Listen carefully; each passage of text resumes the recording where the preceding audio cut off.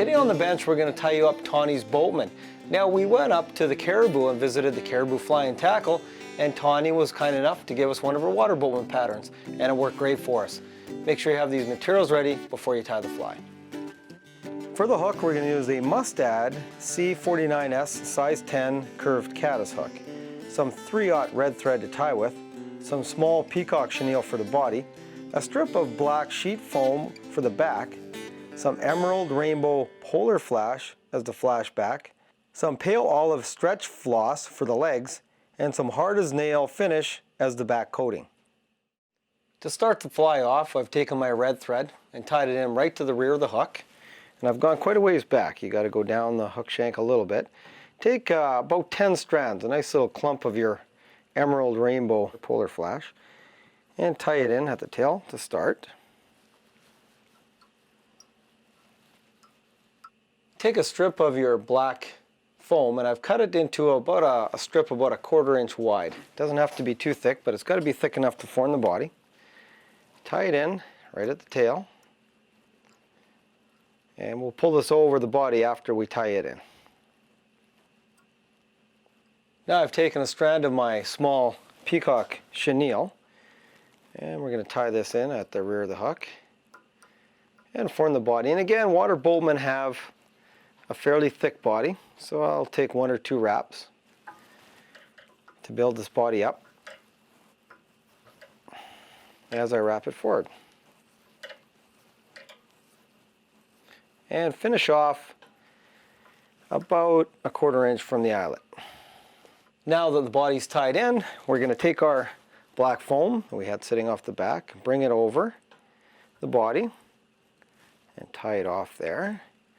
You still have quite a bit of room at the head to put the legs on and form a nice head on the fly later, and trim off any excess foam.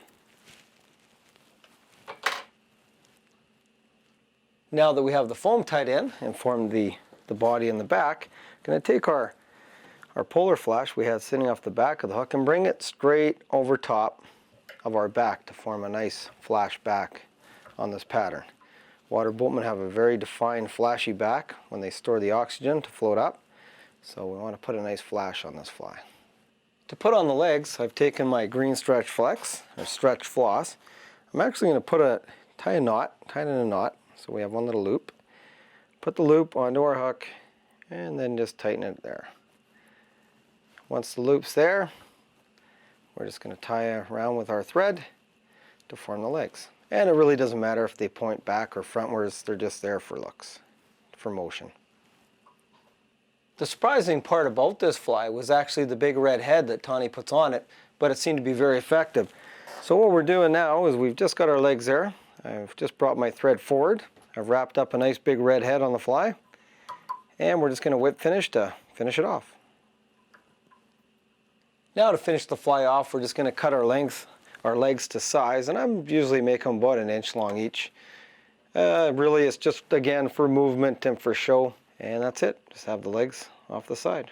The last step to finish things off is take some hard as nails nail finish and coat the back. We like to make sure this fly isn't going to fall apart when it's out there, so just coat that back. It'll give it a real nice finish, and I even put a little bit on the head too, on the red thread that we put on, and that just finishes up the fly nicely.